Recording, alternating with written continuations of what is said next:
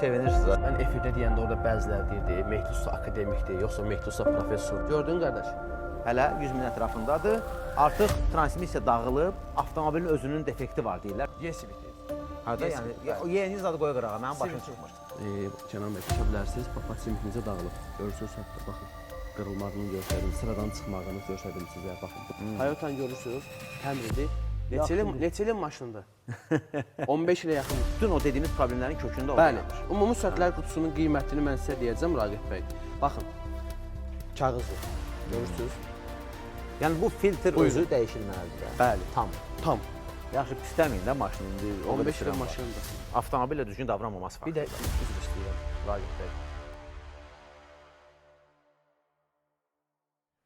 Deməli, fara, kapot, bufer, güzgü, bu şeylərin qiyməti 200-300 manata tapılandı. Ona görə BYD Destroyer-la bağlı kim maraqlanırdısa, deyirdik ki, hə də belə baxanda Prius-u əvəz edir, həm də qiymət baxımından. Amma həm də deyirdik ki, görək sonra nə olacaq məsələsində indi artıq Destroyer-la bağlı bizi çaşdıran məqamlar və bizi təəccübləndirən qiymətlər ortaya çıxmağa başladı. Ona görə də gəldik elə Mehdi Ustanın yanında 100 mindən biraz keçib, hələ 100 min ətrafındadır. Artıq transmisiya dağılıb, niyə dağılıb və nə qədər pul deyiblər, ən vacib məqam budur. Məsələn, efirə, masterklasa yazılanların içindən onu deyə bilərəm ki, artıq 5000-ə 2 litr azalma olanlar var. Düzdür, burada avtomobilin özünün defekti var deyirlər. Çünki hətta ən yaxşı yağla işlədənlər belə bunu yaşayır. Amma nisbət var, yəni kütləvi deyil. Bu nə qədər kütləvi ola bilər, bu məsələ. İndi biz Mehdi Usta bunun üzərindən getmək istəyirik. Çünki Destroyer üçün, yəni o dediyim qiymətlərlə müqayisədə bu çox bahadır. Transmisiyanın təmiri. Mehdi Usta, salamlar. Salam Raqib bəy, xoş gəlmişsiniz. Kənan bəy, xoş gəlmişsiniz. Bugünkü avtomobilimiz bilirsiniz də, Çinin. Yenə sevinirsiniz. Siz Çin maşın gələn kimi maşın gələn üzüm gülür, sevinirəm. Nə verib ala bilmirsiniz? Toyota haqqında belə danışıram gülə-gülə. Arada danışırsınız. Toyota'nın sürətlər qutusu sıradan çıxanda deyirəm ki, niyə görə sıradan çıxıb da, bir yarım milyon getməlidir, bir 10 il keçməlidir ondan sonra. İndi bu niyə sıradan çıxıb? Salamlayıram hər kəsi, bizim dinləyicilərimizi, bizim izləyicilərimizi. BYD Destroyer 5-dir, belə deyim. Y-sifli sürətlər qutusu deyirlər. Planetar sürətlər qutusu deyirlər. DHT sürətlər, əslində DHT sürətlər qutusu növücədir. DHT dedicated olan daha təkmilləşmiş. Bəli, daha təkmilləşmişdir. Bəli, amma bunlarda bildiyimiz planetar deyil. Planetar, bəli. Sadəcə bəzi adamlar həm planetar bilirlər, bəziləri Y-siviti bilirlər. Biz ümumi götürdük bunun üzərindən. Belə deyim də, sürücü dilində həmişə deyirik ki, Priusun üstündəki qarıbqadan. Y-siviti. Hada, yəni, yeni zadı qoya qırağa, mənim başım çıxmır. Deyirsiniz ki, Priusun üstündə nədirsə, burada ondan. Prius 20 kuzanın, 30 kuzanın üzərində gələn sürətlər qutusunun növündən eynidir. Ay, sağ ol. Burada da Priusları dözümlüdür da, bilirsiniz də bu Priuslar var. Yaxşı, bu niyə dözümlü olmasın ki? Nədir ki orada? Priuslar da Raqib bəy sıra sürürlər də, əslində belə götürəndə. Amma belə şey biz Priuslarda görmədik axı. Sıradan çıxmır. Bu avtomobil nə üçün yaxınlaşıb? Sürətlər qutusuna problem, əlbəttə ki, problem yox. Bizim servisimizə yaxınlaşan avtomobillər bilirsiniz də, hamısı sürətlər qutusunda yaxınlaşırlar. Avtomobildə dişli saxlar sıradan çıxıb, reduktor deyirik. Onun paçemiki, baxın, Kənan bəy, düşə bilərsiniz, paçemikinizə dağılıb. Görürsünüz, hətta, baxın. Bax, bu olmalıdır, misal üçün, bu sıradan çıxmayıb, bu vəziyyətdə olmalıdır. Bax, bunu göstərə bilirəm. Və dişli çarxın necə qırılmağını göstərdim, sıradan çıxmağını göstərdim sizə, baxın, buyurun. Bunun konkret belə çıxmasını təcavüz ediblər. Baxın, yəni bunu... Necə ola bilər də bu? Və bu dişli çarx sıradan çıxdığına görə, Kənan bəy, təşə bilərsiniz yaxından, görürsünüz, bu da azaldı, sıradan çıxardır. Bu ehtiyat hissələri əslində komplekt şəkildə dişli çarx dəyişilməlidir, sıradan çıxmalıdır. Və burada da bir problem yaradıb bizə. Gəl, görürsünüz, aboyma yeri deyirlər, burada korpusda. Orada vurma verir. Bəli. Bu tam yaxından düşməsə də, baxın, görürsünüz, burada da bax, iz var, tam düşmür əslində o. Yaxşı, Mehdi Usta, bu tədricən olur, yoxsa birdən-birə? Yəni, bu yəqin ki, birdən-birə olmur. Xeyr, səs başlayır, belə sürürlər. Əsasən də bilirsiniz nədir, Raqib bəy? Bu avtomobillər, bilirsiniz də, yerindən aqressiv sürürlər. Həm də bu avtomobil taksi üçün sürülür, yəni taksidə sürülür. Ola bilər, avtomobil özünün avtomobil deyil, hansı sahibkarındır. Ona görə sıradan çıxarda bilər. Yəni, bizim dünənki efirdə bunların üzərində gedən müzakirənin nəticəsi, sürücü qarışıq bu oldu ki, əsasən bu maşınları yerindən aqressiv sıçrayışla ki götürmək, yəni o yerindən o cür tərpənmək əsas problemlərin, bütün o dediyimiz problemlərin kökündə o dayanır. Bu avtomobillərdə dilavər usta deyir, sport rejimdə dilavər usta necə deyir? Sport rejimdə avtomobili yerindən birinci pilləqə götürən zaman aqressiv götürmək olmaz. O da nəyə ziyandır?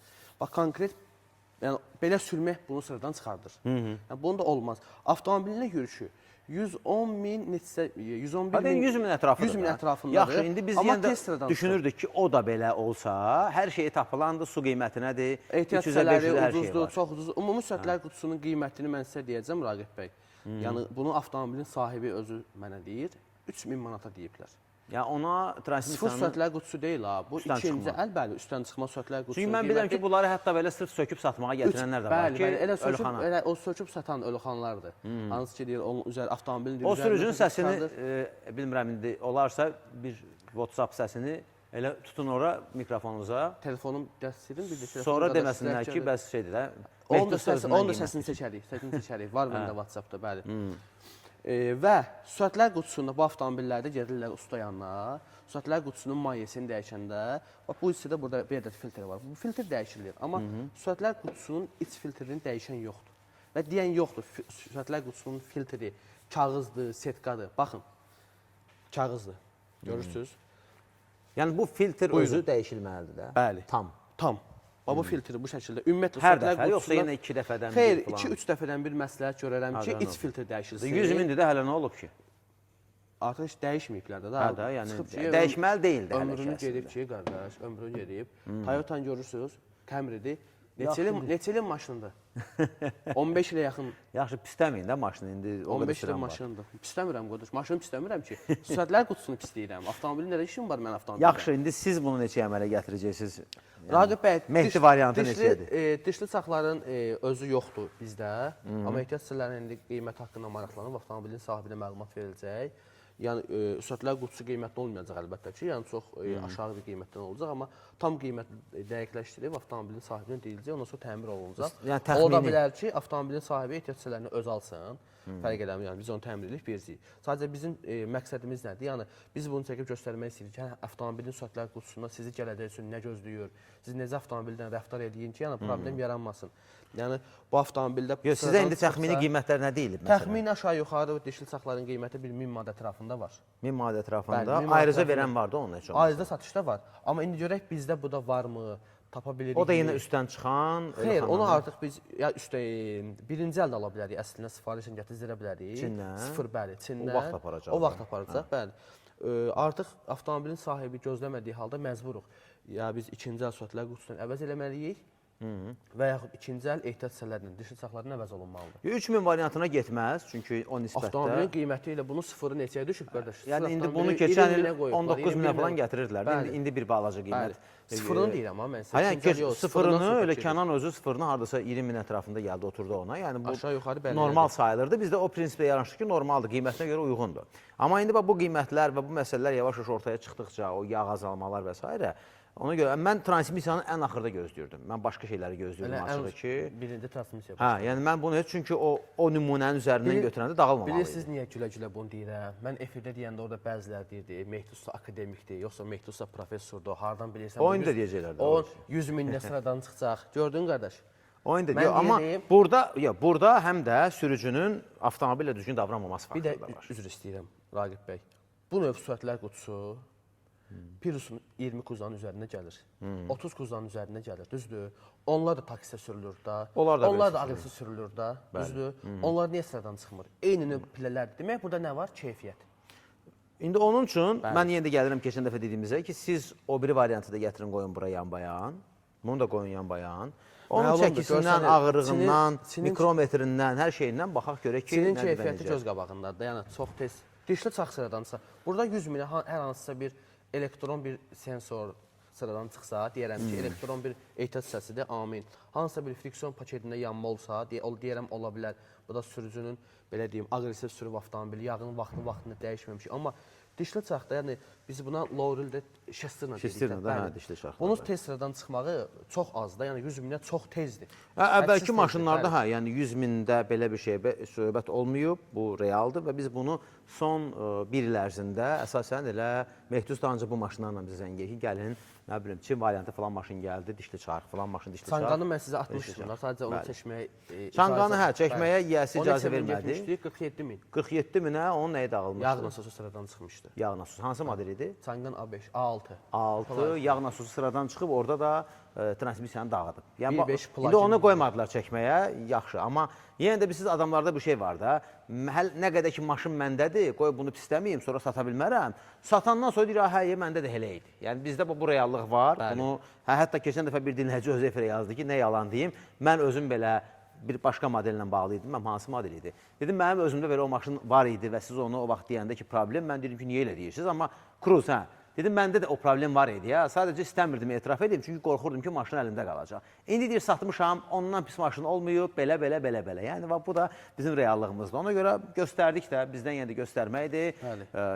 Ümid edirik ki, bu istisna olar, kütləvi olmaz. Amma səbəbini də deyirik ki, bu qədər adamda artıq minlərlə sürücüdə var. Bilin və Mehdi Ustanın əlinin altına düşməyin. Həm də ki, Raqib bəy, bunu nə üçün mən izah edirəm? Bax, sahibkarlar var da, sahibkar var ki, həqiqətən əlində 50 ədəd, 100 ədəd bu avtomobildən var. Qoy bilsin ki, avtomobilində nə problem var ancaq. Bunun ehtiyat hissəsini sifariş verin, gətirin, özünüzə saxlayın ki, yəni bizi bu gözləyir. Misal üçün, bu avtomobilin ehtiyat hissəsi olmasa, bu avtomobil ən azından bir 15 gün, 20 gün, bir ay qaldığı halda sahibkara ziyandır. Əlbəttə. Düzdür. Yox, sahibkar yazıq neynəsin? Bax, təzə maşını alıb, Yox, ümumiyyətlə verib sürücüyə ki, sən də qazan, mən də qazanım. Sürücü də ki, vəhşi kimi vurum, qırım, dağıdım, nə olsun ki, bu sənin maşının deyil. Sürürlər də. Sən də çörəyinə olursan. Dünən efirdə gördünüz, bir sən niyə axtarlar sənə çörək verən adama belə düşmən kimi baxırsan? Bu çox qəribə psixologiyadır bizdə. Mənim də öyle ki, onsuz da. Sənin deyil, amma sən də buradan çörək qazanırsan da. Yəni, bir vicdanın olsun da. Bunu adam kimi sür də. Məsələ budur. Belə, təşəkkürlər, çox sağ olun, növbəti çəkilişdə görüşərik. Siz sağ olun Raqib bəy, inşallah növbəti çəkilişdə görüşərik. Yəni də deyirəm, Çin avtomobili ala bilərsiniz, alın, sürün, özünüz bilərsiniz, amma hər şey göz qabağındadır, özünüzdən müğayət olun, çox sağ olun, var olun.